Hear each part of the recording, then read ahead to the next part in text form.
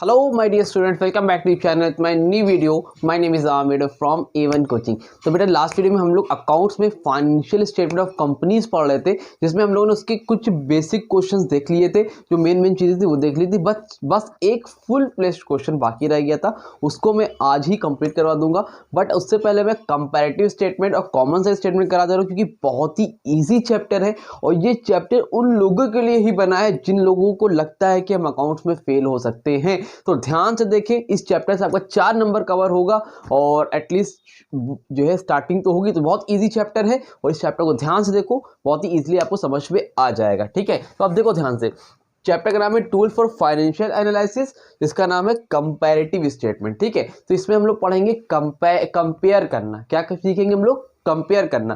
Comparative statement का मतलब होता है 2 ईयर के डेटा दिए रहेंगे आपको किसी कंपनी के, और उसको आपको क्या करना है? कंपेयर करना है कि दोनों में कितना चेंज आया, कि पिछले साल की कंपेयर में फायदा हुआ है, प्रॉफिट हुआ है या कि लॉस हुआ है। समझ में आ रही बात? तो उसके लिए देखो, आपको एक फॉर्मेट पता होना चाहिए। इस तरह से दिया रहेगा, particular, note number, current year, previous year. ठीक है, फिर आप आगे लिखोगे एब्सोल्यूट चेंज और फिर लिखोगे परसेंटेज इंक्रीज या डिक्रीज। तो एक तो आप नंबर्स में निकालोगे और इधर परसेंटेज में भी निकालोगे। क्वेश्चन करा रहा हूँ, एक बार में आपको क्लियर हो जाएगा। बस याद रखना, CY का मतलब करंट ईयर है, PY का मतलब प्रीवियस ईयर है। वो बैलेंस शीट में आपको दिया रहेगा, जो भी ईयर रहेगा 2018, 2019, 2020, वो आप यहाँ पर लिख देना। अभी देखो क्वेश्चन आपके सामने आ रहा होगा, एक एक चीज़ आपको क्लैरिटी मिल जाएगी। क्वेश्चन दिख रहा है आपको? ठीक है, तो क्वेश्चन नंबर 1 है, जिसमें आपको सीखना है कंपैरेटिव स्टेटमेंट। ठीक है, तो अभी हम लोग कॉमन साइज भी देखेंगे, फिलहाल अभी कंपैरेटिव की बात करते हैं आज की वीडियो में। तो कंपैरेटिव स्टेटमेंट देखो, आपको एक बैलेंस शीट दी हुई है, दिख रही है? तो बैलेंस शीट में लिखा है इक्विटी एंड लायबिलिटी है, आपको करंट ईयर के बैलेंस दिए हैं और प्रीवियस ईयर के, एक 2018 का है और एक 2017 का है। दो ईयर के आपको बैलेंस दे रखे हैं। ठीक है, तो इक्विटी एंड लायबिलिटी में शेयर होल्डर फंड है, शेयर होल्डर फंड के अंदर आपको शेयर कैपिटल दिया हुआ है 10 lakh, 5 lakh, reserve and surplus, बहुत सी इस तरह से चीज़ें दी हुई हैं। तो आपको करना क्या है, देखो ध्यान से, सबसे पहला काम आप यहाँ पे लिखोगे जो उसमें लिखा है इक्विटी एंड लायबिलिटी।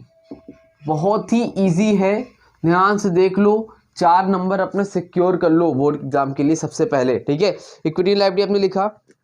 अब इक्विटी लायबिलिटी के अंदर सबसे पहली हेडिंग है शेयर होल्डर फंड, जो क्वेश्चंस में है वही मैं लिख रहा हूँ। शेयर होल्डर्स फंड आपने लिख लिया। शेयर होल्डर फंड के नीचे क्या लिखा है? Share capital, reserve and surplus. Share capital, reserve and surplus, ये दो अलग अलग ये इस तरह से दिया हुआ है। उसके बाद क्या है? शेयर कैपिटल में आपको दिया है यहाँ पर करंट ईयर में 10 लाख, करंट ईयर क्या है? 2018, यहाँ पे लिख लो।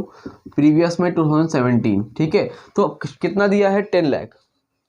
हाँ, 1, 10, 100, 1000, 10,000, लाख, 10 लाख। वो प्रीवियस ईयर में कितना दिया है? 5 लाख। ठीक है, उसके बाद कितना है? 2 लाख, 3 लाख। तो पहला काम आपको इतना करना है कि जो जो क्वेश्चन में आपको दिया हुआ है बिल्कुल सेम टू सेम वैसे उतारते चले जाओ। ठीक है, अब उतार लेता हूँ मैं भाई जल्दी से फटाफट। शेयर रिजर्व एंड सरप्लस हो गया, फिर आपको नॉन करेंट लायबिलिटी दी हुई है, तो आप अब लोग ऐसे ही लिखोगे नॉन करेंट लायबिलिटी, हमेशा फुल फॉर्म में लिख के आओगे। नॉन करेंट लायबिलिटी के अंदर क्या दिया इसमें बेटा? इसमें दिया है लॉन्ग टर्म बोरिंग दे रखा है। लॉन्ग टर्म बोरिंग में कितना दे रखा है ये बताओ जल्दी से फटाफट। लॉन्ग टर्म बोरिंग में 8 लाख इधर है, 5 लाख इधर है। जी सर ठीक है, चलिए आगे बताइए। इसके बाद क्या है भाई?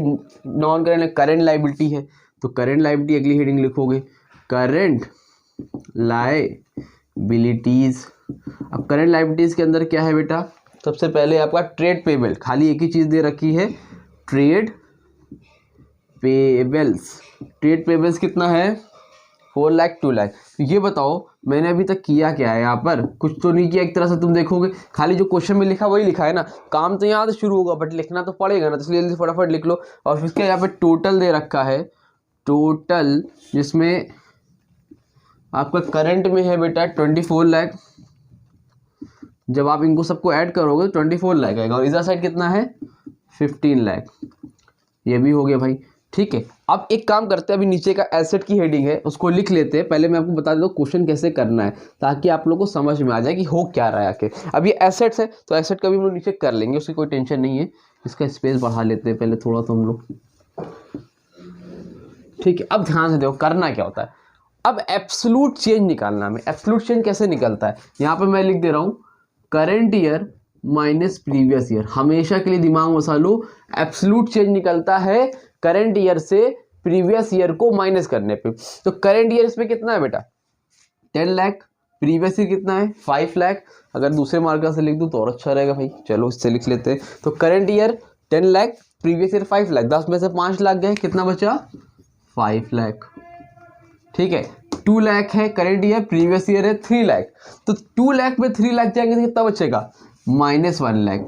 कितना बचेगा -1 लाख। और माइनस को हमेशा किस में लिखोगे, ब्रैकेट में लिखोगे। ब्रैकेट सिग्निफाई करेगी वो माइनस में, समझ में आ रहा है माइनस में क्यों है, क्योंकि 3 लाख बड़ा है प्रीवियस ईयर। ठीक, उसके बाद 8 लाख में 5 लाख गए, कितना बचा 3 लाख। 4 लाख में 2 लाख गए, कितना बचा 2 लाख। फिर 24 लाख में 15 लाख गए, कितना बचा 9 लाख। क्या सर बस नहीं करना है, हाँ बेटा बस इतना ही करना है। बताओ माइनस कर सकते हो कि नहीं कर सकते हो, समझ में आ रही बात कि नहीं आ रही। इतना आसान है, इतना आसान आपको कहीं मिलने वाला है, ढूंढते रहोगे पाताल में जाके तो नहीं मिलने वाला है। ठीक है, अब इसका परसेंट, यही चीज़ जो आपने निकाली है इसी को आप परसेंटेज में निकालो। अब ये कैसे निकलता है सर, तो इसका फॉर्मूला होता है, आपको इंक्रीज और डिक्रीज निकालना है। तो कैसे निकालोगे, तो देखो जैसे आप निकाल लो ना, तो फॉर्मूले में लिखोगे, सबसे ऊपर लिखोगे एब्सोल्यूट चेंज,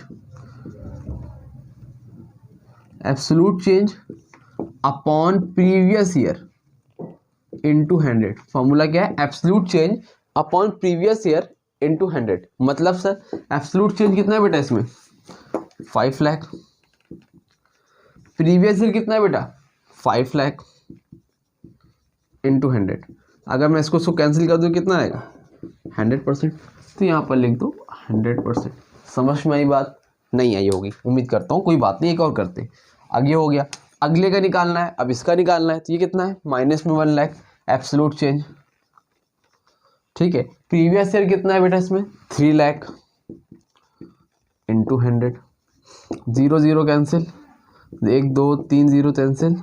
अगर 3 को मैं 100 से डिवाइड करूँ तो कितना आएगा 33.33 कुछ का आएगा, करके देख लेना। तो आंसर क्या आएगा 33.33%। ब्रैकेट में लिख देना इसको, क्यों, क्योंकि इसमें निगेटिव बैलेंस था। अब समझ में आया कि नहीं आया, यही आंसर है भैया कि नहीं है, हाँ यही है। ठीक, तीसरा देख लो और अच्छे समझ में आएगा। चलो एब्सोल्यूट चेंज ऊपर, एब्सोल्यूट चेंज कितना है इसमें 3 लाख ऊपर लिखा। प्रीवियस ईयर कितना है बेटू 5 लाख इंटू 100। कैंसिल करो, कैंसिल किया, और 1 2 3 काटो और काटो, कितना आएगा डिवाइड करके देख लो। 5 से 6 और 0 60%। कितना आएगा बेटा 60%।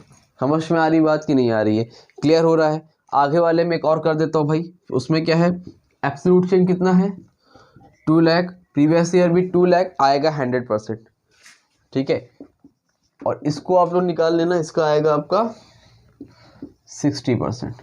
ठीक है, और एक बात तो, और आपको परसेंटेज बराबर लगानी होती है, क्योंकि आपने यहाँ पे सिग्निफाई कर दिया है तो आपने यहाँ लगा दिया। तो 100 100 100 33.33 60 100 ऐसे भी लिख दोगे तो आपका काम चल जाएगा। समझ में आई बात, क्लियर हुई। यही काम आपको नीचे एसेट्स में करना है। अब आप लोग करोगे नहीं तो मैं ही कर देता हूँ जल्दी से, ताकि आपको क्लियर रहे कि हाँ एक क्वेश्चन आपने करा दिया। Non current assets. अब नॉन करेंट एसेट्स के अंदर क्या क्या है भाई, सबसे पहले फिक्स एसेट। ये मेरी बुक पुरानी है, अब नॉन करेंट एसेट यहाँ पर नहीं रहता है। नई बुक में आपको प्रॉपर्टी प्लांट एंड इक्विपमेंट देखने को मिलेगा। ठीक है, चलो फिक्स एसेट कितना है, पर आपको करना खाली वही है, घुमा फिरा के वही काम करना है, इसलिए टेंशन लेने वाली कोई बात ही नहीं है। बस माइनस करो, परसेंटेज निकालो। कितना है टेंजिबल एसेट और इनटेंजिबल एसेट।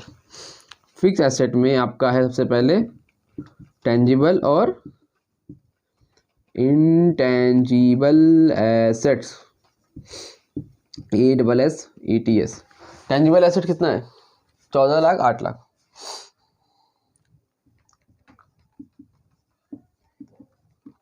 ठीक है, और यहाँ पर कितना है 3 लाख 2 लाख। जी सर ठीक है, आगे बताइए। फिर करंट एसेट, करंट एसेट्स। अब करंट एसेट कितना है भाई साहब, करंट एसेट में है आपका इन्वेंट्रीज और cash and bank balance. Inventories, cash and bank balance, inventories और कैश एंड बैंक बैलेंस। भैया इन्वेंट्रीज कितनी थी 5 लाख